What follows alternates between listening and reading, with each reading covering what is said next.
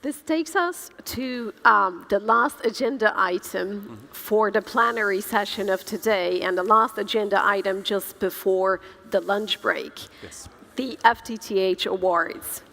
I hand over to Ronan to deliver the winners of 2018 FTTH awards. Thank you, Elizabeth.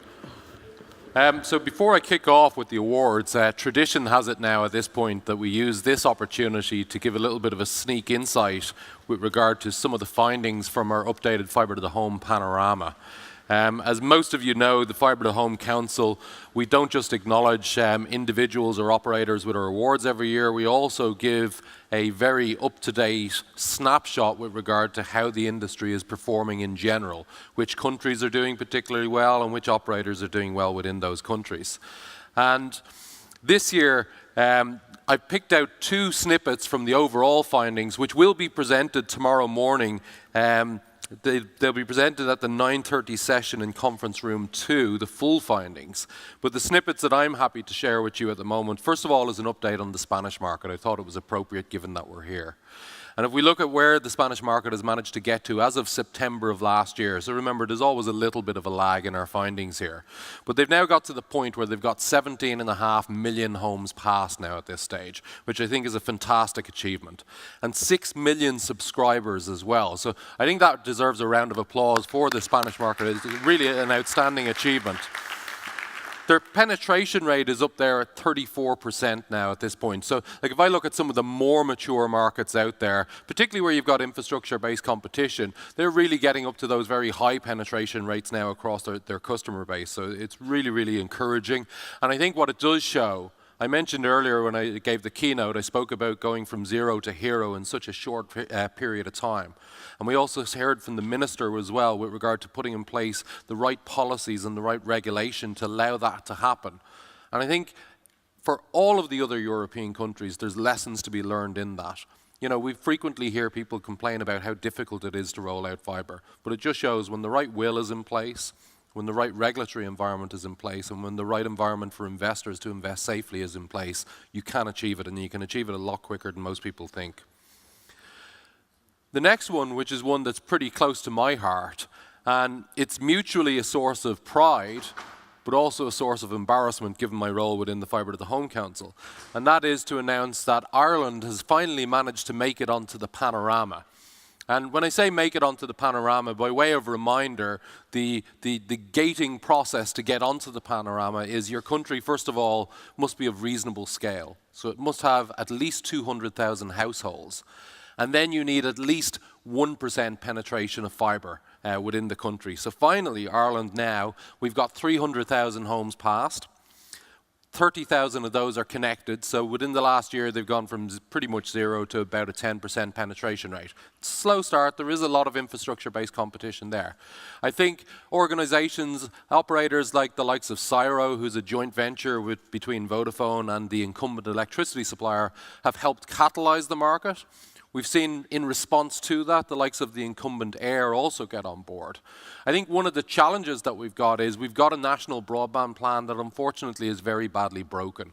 We've seen the withdrawal of Syro, we've seen the withdrawal of Air from the process. There only is one remaining operator involved in that process, which is ENET. I think most people are coming to the conclusion that ultimately we need to start that process all over again because we don't really have what represents competition. So that's it from me with regard to the sneak preview on the panorama for tomorrow. You'll get the full insights, as I mentioned, tomorrow morning, Conference Room 2 at 9:30. That brings us on to the awards, which is a very important part. And I want to talk about, first of all, the individual award. And the individual award this year, I'm delighted to have the opportunity to highlight really what I would refer to as one of the leading entrepreneurs in this space. They didn't start their business in a shiny glass building. They kind of remind me very much of Hewlett-Packard, where they started out of a garage, where in this scenario, they happened to start their Fibre to the Home business out of a barn. And it wasn't their first business in that space. They've been involved in a couple of startups as well, all related to the Fibre to the Home. So it gives me great pleasure to be able to announce that this year's individual winner for the Fibre to the Home award is Matthew Hare, CEO of GigaClear. Is Matthew here? Come on down, Matthew.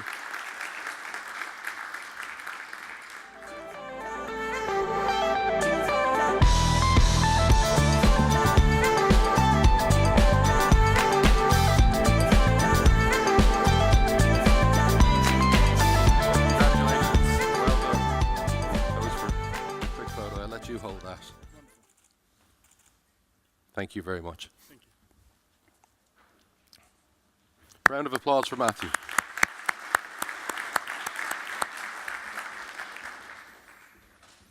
Our next award is our Operator Award. And I'm delighted once again, to have the opportunity to give out this award. The company that we've awarded this year has been barely out of the news over the last 12 months for all the right reasons, which is nice for a change, because quite often the press tend to focus in on negativity, and particularly when it comes to building out fibre.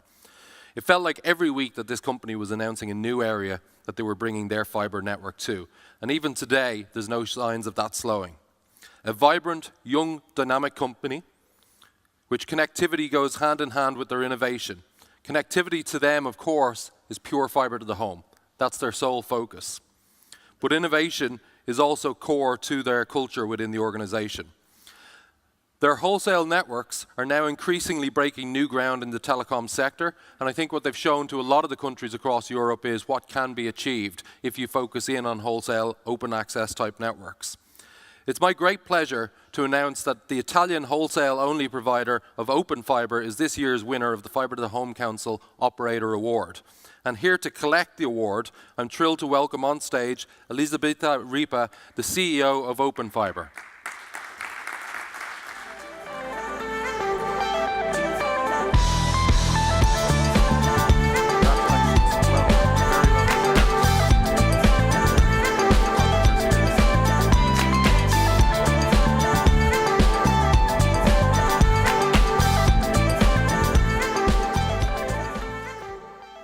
Congratulations again. Thank you very well done.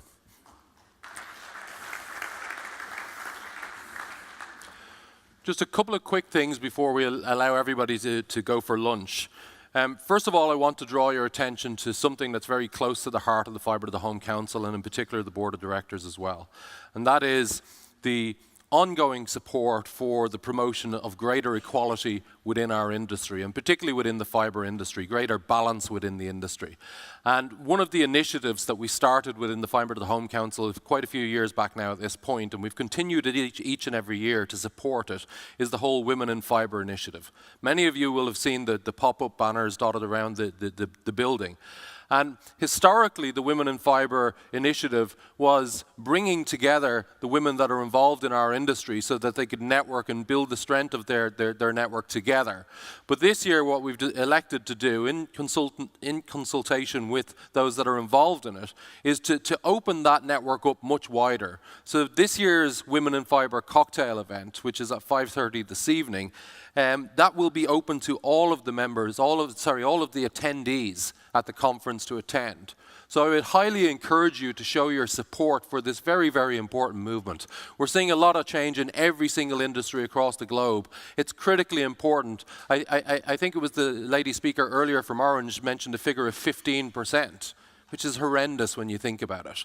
You know, we absolutely need to do more to get more women involved in our industry and bringing their ideas and their innovations to bear. The other thing I'd like to draw your attention to is don't forget tonight is Vibration Night. And Vibration Night is, when I listen to the feedback that comes from all of the attendees at the conference, when we go through all the surveys, there's two key things that stand out head and shoulders above all of the others with regard to what drives satisfaction from attending the event. The first thing is obviously the workshops, and everybody that I spoke to over the last sort of 24 hours that attended the workshops yesterday reinforced that view, that they continue to be a source of excellent knowledge. But the other next most important thing is the networking. And I actively encourage you, we're coming up on lunchtime now, go network. That's what this event is all about. But this evening, at the Vibration Night, it's the perfect opportunity to get to meet all of your colleagues and peers within the industry and learn what they're doing and how they're doing things differently.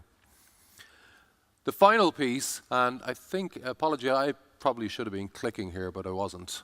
It doesn't matter, I'll keep talking. The final piece is just as by way of a reminder for next year. We're conscious that this year there were challenges for people to overcome to make it to the event. We're conscious there was multiple hop flights for a lot of individuals, and we're very thankful for those that went to the effort of traveling those distances. We're conscious that for many school holidays were on this week, which also presented a challenge. There was also Valentine's Day, which I'm sure many of us got reminded as we walked out the door to head for the conference that we weren't going to be around for Valentine's Day. And that always presents a challenge. So we put a lot of effort in for next year's conference to ensure that we're not conflicting with holidays or personal Hallmark type holidays either. And next year's conference is moving to Rye in Amsterdam. So from a commute perspective, I don't think we can get it any more central than that. I think the vast majority of attendees will be able to make it on either a single hop flight or drive to it or take the train to it. So it's a perfect location. So we're really looking forward to probably a record-breaking attendance next year at the Rye event. So with that, I'll wrap things up and let everybody go for lunch. Bon appetit.